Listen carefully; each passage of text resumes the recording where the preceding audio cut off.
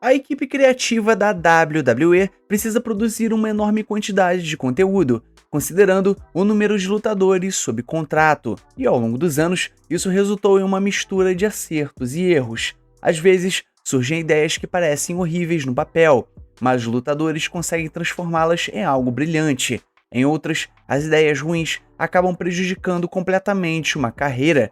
Esses equívocos criativos podem envolver quem vence determinadas lutas, gimmicks sem sentido ou histórias terríveis. E na maioria das vezes, os lutadores da WWE precisam apenas engolir o orgulho e tentar tirar algo bom dessa situação. Mas em alguns momentos, houve lutadores que decidiram enfrentar a própria equipe criativa, recusando planos ruins e mostrando o quanto acreditavam em si mesmos. Isso acabou rendendo algumas das histórias mais marcantes dos bastidores da WWE. Então, galera, nesse vídeo eu vou falar para vocês algumas estrelas da WWE que lutaram contra decisões ruins da equipe criativa. Mas antes da gente prosseguir para o nosso vídeo, não esquece de curtir esse vídeo, se inscrever no canal, ativar o sininho e comentar embaixo para dar aquela moral marota pro nosso canal.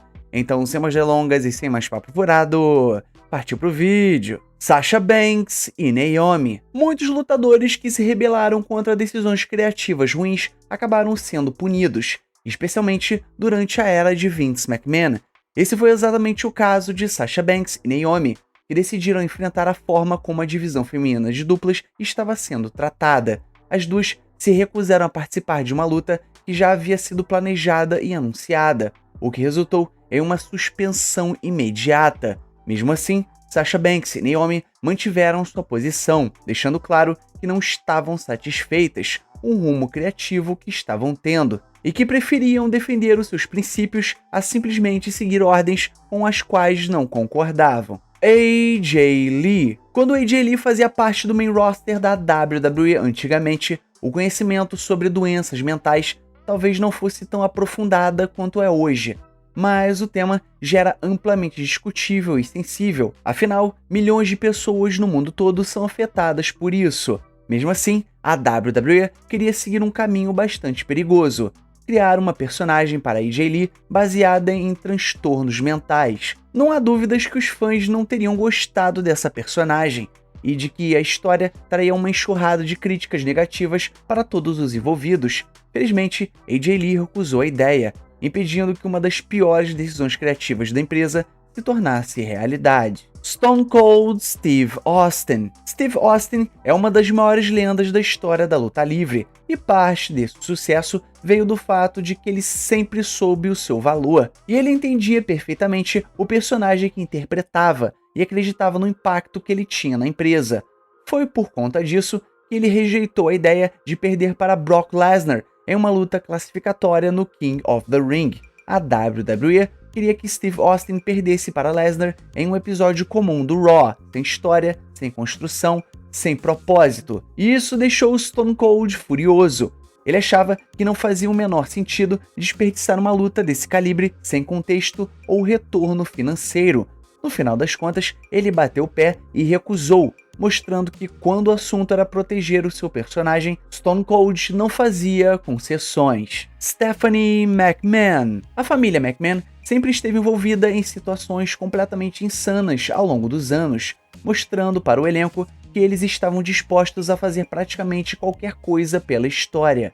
Embora Vince McMahon já tenha se colocado em várias ideias absurdas, isso não significa que os seus filhos quisessem seguir o mesmo caminho. E um exemplo claro disso aconteceu quando Stephanie McMahon recusou uma história de incesto. Na época em que ela ficou grávida de verdade de Triple H, Vince teve a ideia de transformar isso em uma história na televisão. Só que, segundo ele, o pai da criança seria ele mesmo. Era uma proposta completamente insana e perturbadora, e felizmente Stephanie McMahon rejeitou a ideia de imediato, se recusando a participar de algo tão grotesco. John Cena. O Money in the Bank sempre foi pensado para trazer imprevisibilidade às histórias, mas esse não era o tipo de coisa que John Cena queria participar em 2010. Na época, a WWE chegou a sugerir que Jack Swagger faria o cash-in contra John Cena, e esse era o plano inicial da equipe criativa, porém John Cena recusou a ideia. Ele simplesmente não quis fazer parte disso, e no fim das contas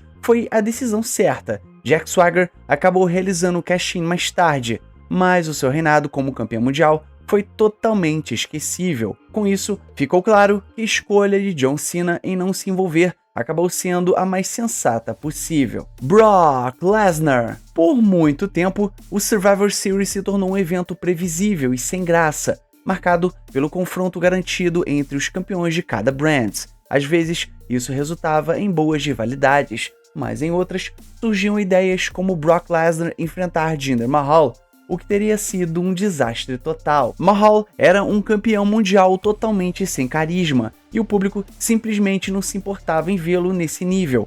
Pelo visto, Brock Lesnar também pensava assim, já que ele se recusou a lutar contra ele.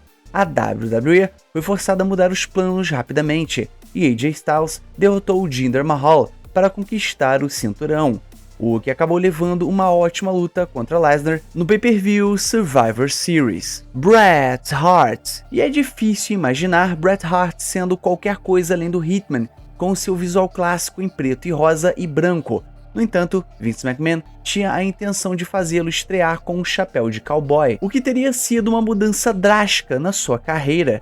Felizmente, Bret Hart recusou a ideia, e isso provavelmente foi o melhor para ele a longo prazo. Bret nunca foi conhecido por seu carisma exagerado, então é difícil imaginar como ele teria se saído interpretando um cowboy, algo que certamente não combinava com seu estilo, nem com a sua personalidade. The Shield. O The Shield funcionou tão bem como facção porque o grupo foi mantido forte do começo ao fim. Eles raramente perdiam, o que fazia com que os fãs realmente os vissem como uma ameaça séria dentro da WWE. No entanto, Vince McMahon queria que eles perdessem no Elimination Chamber de 2013 para John Cena, Sheamus e Ryback.